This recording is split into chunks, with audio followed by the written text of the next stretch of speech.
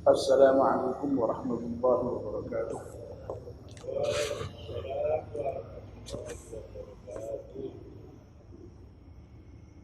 Bismillahirrahmanirrahim. Alhamdulillahirabbil alamin wassalatu wassalamu ala asyrafil mursalin sayyidina wa maulana Muhammad wa ala alihi wa sahbihi ajma'in. Amma ba'd. Ibu, bapak-bapak dan saudara sekalian, mari kita mulai kajian subuh kita dengan berdoa bersama-sama. Bismillahirrahmanirrahim. Asyhadu an la ilaha illallah wa asyhadu anna Muhammadar Rasulullah. Raditu billahi rabban wa bil Islam dinan wa bi Muhammadin nabiyyan wa rasulan. Rabbi zidni ilman nafi'a warzuqni fahman wa hukman wa alhiqni bis salihin. Amin. Kita masih meneruskan kajian kita tentang orang-orang yang didoakan malaikat. Yang terakhir kita bahas adalah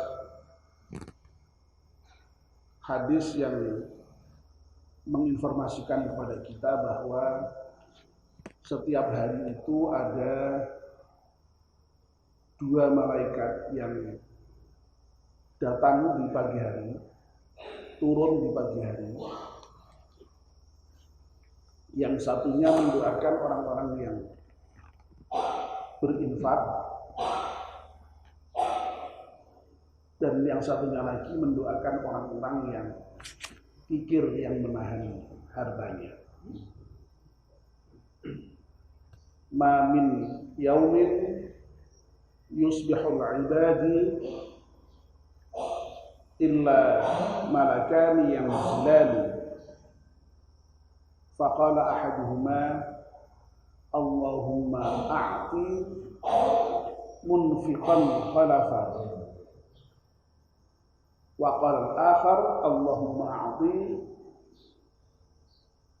mumsikan talfa. Tidak ada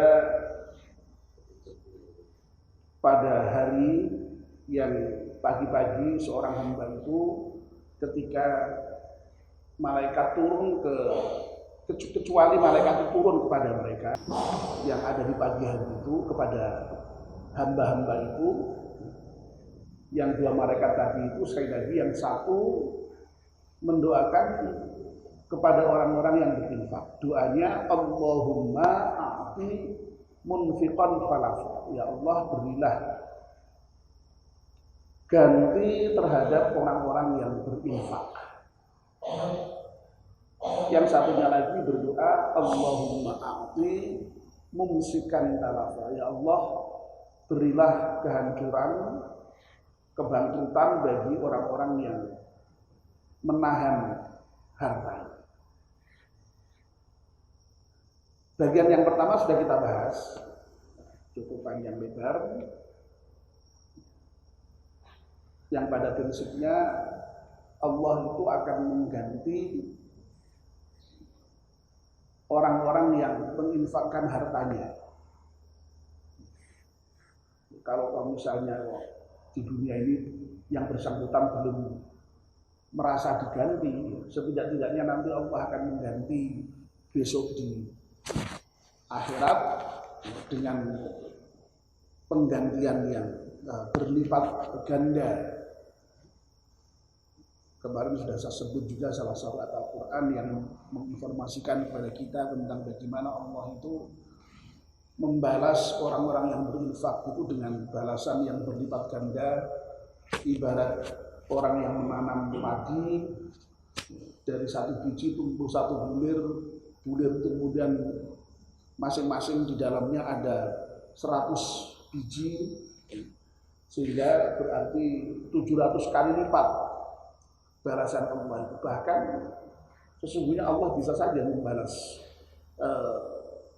orang-orang yang berinfak itu dengan balasan yang tidak diketahui jumlahnya, karena saking banyaknya sesuai dengan kehendak Allah Subhanahu wa taala. Nah, Pagi ini kita akan membahas yang bagian berikutnya, yaitu doa malaikat yang mendoakan agar supaya memberikan kehancuran bagi orang-orang yang menahan hartanya, pikir tidak mau berbagi kepada sesama atas rezeki yang diberikan Allah Subhanahu wa taala. Bapak dan Ibu yang dimuliakan Allah Subhanahu wa taala. Dalam Al-Qur'an itu banyak sekali perintah kepada orang yang beriman, kepada orang yang bertakwa agar supaya mau menginfakkan sebagian hartanya. Baik itu dalam bentuk yang eksplisit perintah anfiqu begitu, dalam bentuk fi'il amar, hendaknya engkau memberikan infak mimma razaqnakum, dari sebagian harta yang Allah berikan kepadamu. Dan juga ada yang dalam bentuk sekedar informasi deskriptif mengenai ciri-ciri orang yang beriman. Misalnya alladzina yunfiquna fi sabilillah. Jadi baik sekali itu, bertebaran. Nah, ini tentu saja menunjukkan betapa pentingnya orang mau berinfak itu, orang mau berbagi. Nah, sudah berkali-kali kita sampaikan, termasuk kemarin beberapa waktu yang lalu memberikan jawaban terhadap pertanyaan Pak Edi itu, ya. Infak itu memang ada yang sifatnya wajib, ada yang sifatnya sunnah. Ya. Sedekah itu ada yang sifatnya wajib, ada yang sifatnya sunnah. Nah, yang wajib itu ya yang berupa zakat itu. Ya. Sedekah wajib namanya. Nah, Bapak dan Ibu-ibu yang dirahmati Allah Subhanahu wa taala. Nah, orang yang berinfak tadi itu sebagaimana diuraikan di bagian yang pertama tadi akan mendapatkan balasan yang berlipat ganda oleh Allah Subhanahu wa taala dengan berbagai keutamaan-keutamaan yang Allah berikan kepada orang yang berinfak. Nah, sebaliknya orang yang tidak mau berinfak itu ya itu kemudian didoakan malaikat dengan doa yang mengerikan sebenarnya, itu kehancuran. Masya Allah ya. Nah, ini bisa kita mengerti sebenarnya karena apa? Karena memang harta yang ada pada diri kita itu sesungguhnya memang oleh Allah itu sudah dititipkan ada bagian dari harta itu yang merupakan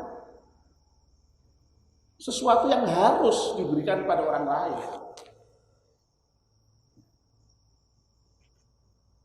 Wa fi amwalihim haqqun ma'lum lis-sa'ili wal mahrum. Tegas sekali Allah menyatakan, di dalam harta orang-orang yang kaya itu ada hak tertentu bagi orang yang meminta-minta dan al-mahrum. Jadi orang miskin itu sebenarnya ada dua, ada yang dengan kemiskinannya itu dia merasa kurang lalu kemudian dia minta-minta. Tapi ada juga orang yang sebenarnya kurang sebenarnya, tapi dia tidak meminta-minta karena menjaga iffah, menjaga kehormatan dirinya. Jadi ada hak mereka. Nah, ini yang seringkali tidak kita sadari. Jadi sebenarnya bahwa harta yang ada pada kita itu sekali lagi ada hak orang lain. Dan kalau itu merupakan haknya orang lain, ya bukan hak kita, berarti harus diberikan. Itulah sebabnya kalau harta yang ada pada kita yang sebenarnya merupakan hak orang lain itu kok tidak diberikan, kita genggam terus, ya, tidak lepas dari kita. Nah, itu yang kemudian menjadi bolo itu, menjadi malapetaka itu. Ini makanya harus hati-hati. Jadi kalau kita membayar zakat itu, ya, yang merupakan kewajiban bagi kita itu lalu jangan kita merasa sudah hebat itu enggak, sama sekali enggak. Apa hebatnya wong itu punya orang lain kita berikan loh. Ini yang harus kita tanamkan dalam diri kita itu. Jangan sudah merasa hebat kalau kita itu sudah kemudian bisa membayar zakat, itu jangan hebat. Wong itu memang hak orang lain yang sudah seharusnya diberikan. Tetapi kok nyatanya wangnya ini karuan menyuruh orang mengeluarkan zakat. Baru zakat aja itu susahnya bukan main. Makanya kalau kita berbicara mengenai potensi zakat itu di Indonesia itu besarnya luar biasa. Tapi yang bisa terkumpul itu ya mungkin karena ada sebagian orang yang tidak zakat lewat Basnas itu ya. Atau mungkin bahkan lebih besar dari yang terkumpul di Basnas. Itu hanya tidak sampai 10%. Saya lupa angkanya. Padahal itu triliun-triliunan. Luar biasa besar. Jadi kecil sekali. Jadi kalau misalnya umat Islam di Indonesia itu kemudian semuanya membayar zakat, kemiskinan itu terentaskan sebenarnya. Tapi ya lagi-lagi tidak mudah. Saya dulu sudah pernah menyampaikan ya, menyuruh orang membayar zakat itu ibarat orang membangunkan orang yang pura-pura tidur. Nak nangek wong turu itu jelas benar, gampang biasanya. Ya. Biasanya yang turu tenanan ditangek ini gampang, gregah gitu aja. Tapi nak pura-pura tidur, lah ini yang kadang-kadang lah pura-pura tidur, jajan denger itu, tapi banyak pura-pura tidur jadi bangunkan ya semermu pura-pura itu. Ya rada dingorek sithik ben ya karo rada kosak-kosak sithik ya pura-pura ya. Nah, tidak mudah. Nah, jadi saya ulangi lagi, sebenarnya ya harta itu memang milik orang lain sebenarnya. Untuk orang yang meminta-minta maupun orang yang sebenarnya fakir tapi tidak meminta-minta karena menjaga ifahnya. Dalam Al-Quran itu di surat Al-Baqarah ayat berapa itu ya yang berbicara banyak mengenai infak itu diantaranya ada ayat yang menyatakan begini, a'udzubillahi minasyaitonir rajim, lil fuqara alladziina uhsiru fi sabilillahi la yastati'una darban fil ardi yahsabuhumul jahilu aghniya min at-ta'affuf ta'rifum bisimahum la yas'aluna an-nasa ilhafa. Jadi sebagian harta kamu yang kamu infakkan itu diantaranya adalah jatah untuk orang-orang fakir yang dia itu tidak bisa berusaha, terhalang berusaha karena dia berjuang di jalan Allah, fisabilillah. Nah mereka tidak minta orang-orang, tidak mau minta-minta. Karena apa? Karena mereka itu menjaga ifahnya. Yahsabul jahilu aghniya minat ta'afuf. Nah sementara orang lain menganggap itu karena nggak minta-minta, itu mampu, itu kaya, itu nggak perlu dibantu itu. Nah ini yang kita harus tahu. Jadi sejak dulu ini di zaman Nabi itu ada orang yang seperti itu.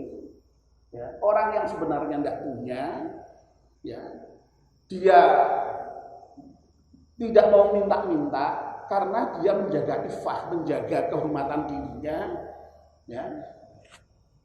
Nah ini yang kadang-kadang luput dari perhatian kita.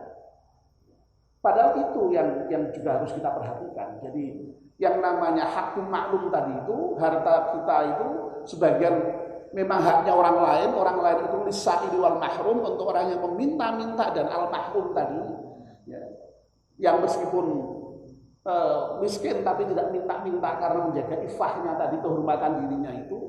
Nah ini yang mesti kita perhatikan ya. Nah ini ya. Jadi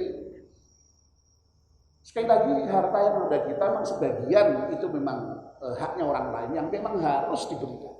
Lah, ketika tidak diberikan itulah maka menjadi malapetaka bagi kita sebenarnya. Dan itu didoakan malaikat, masya Allah. Ya. Kalau toh kemudian setidaknya tidak membawa kepada malapetaka di dunia, pasti membawa malapetaka di akhirat. Dulu Pak Ahmadi itu masih ingat ya, Pak Ahmadi ya. Jadi kalau kita mengedarkan apa namanya itu zakat, infak, sedekah, zakat fitrah itu kan suratnya itu kan panjang sekali itu. Itu kan biasanya dimulai dari ayat-ayat Al-Qur'an dan hadis yang membicarakan mengenai anjuran untuk bersedekah ya. Ancaman orang yang menggenggam hartanya ya. Nah, ketika saya jadi sekretaris tidak berani itu menghilangkan itu, ya sudah, karena Pak Ahmad sejak awal membuat surat seperti itu saya teruskan, dan sampai sekarang juga masih seperti itu kayaknya itu suratnya itu. Ya, selalu ada itu. Nah, coba itu kalau jenengan baca itu. Ya. Misalnya di salah satu ayat itu di Al-Baqarah itu Al-Baqarah ya. Di At-Taubah ya, ayatnya lupa juga saya. Kalau sudah bicara ayat saya lupa saya. Coba bayangkan itu ya. Jadi ada ayat menyatakan yauma yuhma 'alaiha fi nari jahannama fatukwa jibahuhum wa junubuhum wa dhuhuruhum hadza ma kanastum li anfusikum fadhuqu ma kuntum taknizun. Masya Allah. Jadi harta-harta yang disimpan oleh orang-orang yang tidak mau mengeluarkan hartanya itu nanti oleh Allah dipanaskan di akhirat ya. Lalu kemudian setelah dipanaskan kemudian dibakarkan ke dahinya, ke lambungnya, ke punggungnya.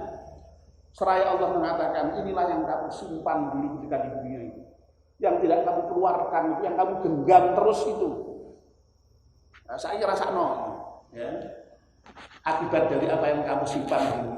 Masya Allah, alhamdulillah min dzalik. Dalam hadis yang dengan bisa buka lagi itu surat-surat yang dulu dia Pak Ahmadi yang ini pesannya Pak Ahmadi itu. Harta itu bisa menjadi ular itu nanti yang melilit orang yang tidak mengeluarkan hartanya. Na'udzubillah min dzalik. Jadi Masya Allah itu ternyata didoakan malaikat seperti itu. Ya. Oleh karena itu ya akhirnya ini sudah lewat ternyata ya. Oleh karena itu saya selesaikan sedikit lagi aja tambahan. Nah, oleh karena itu dengan membaca hadis ini yang menginformasikan ada dua malaikat yang setiap hari turun ke bumi ya, yang selalu mendoakan orang yang berinfak, mendoakan orang yang pikir, yang menahan hartanya itu, ya mudah-mudahan mendorong kita untuk gampang berinfak dan jangan sampai kita menjadi orang-orang yang pikir. Nah sayangnya ya orang pikir itu tidak ada yang tahu, kecuali malah justru bukan dirinya. Jadi niteni penyakit hati itu gampang. Takon wong liya. Nah awake dhewe ora ngerti. Jadi saya ngerti awake dhewe pikir apa ora kuwi ya wong liya tanggane, kancane, saya ngerti. Nah kita sendiri biasanya merasa sudah hebat. Ngerti awake dhewe itu suka nesu ora awake dhewe, tapi liyane sing ngrasake iki, kanca-kancane ya.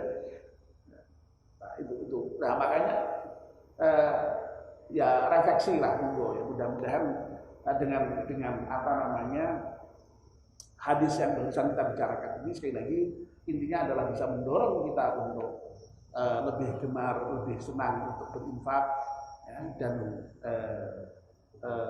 takut untuk pikir, karena pikir itu sekali lagi akan membawa kehancuran ya. Kalau tahu tidak kehancuran di dunia sekalipun di akhirat pasti membawa kehancuran. Baik, mari kita akhiri ya pengajian kita dengan bersama-sama berdoa. Bismillahirrahmanirrahim. Wal 'ashri innal insana lafi khusr illa alladziina aamanu wa 'amilus shalihati wa tawassaw bil haqqi wa tawassaw bis sabr. Subhanaka Allahumma wa bihamdika asyhadu an la ilaha illa anta astaghfiruka wa atubu ilaik. Wassalamu alaikum warahmatullahi wabarakatuh.